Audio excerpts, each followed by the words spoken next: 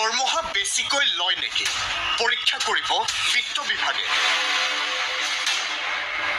জিলা পৰ্যায়ত standing committee গঠন বিত্ত বিভাগৰ ৰাজ্য চৰকাৰৰ কৰ্মচাৰীসকলে পাই থকা বেতনৰ নিৰিখ পৰীক্ষা কৰিব বিত্ত বিভাগে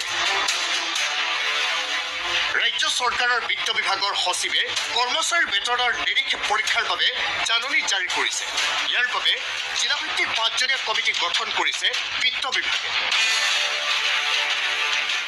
ডেপুটি ডাইৰেক্টৰ অডিট পৰ্যায়ৰ এগৰাকী বিষয়াক অধ্যক্ষ হিচাপে লৈ 5জনীয়া কমিটি গঠন কৰা হৈছে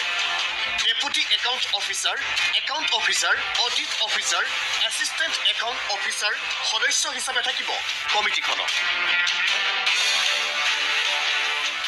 এই কমিটিখনে জিলাভিত্তিক ৰাজ্য চৰকাৰ কৰ্মচাৰীসকলৰ বেতনৰ নিৰিখ পৰীক্ষা কৰিব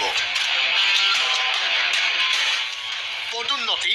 বেতন সংশোধনীৰ সময়ত ভুলবশতঃ বহু কৰ্মচাৰীয়ে অতিৰিক্ত দৰমহা লাভ কৰে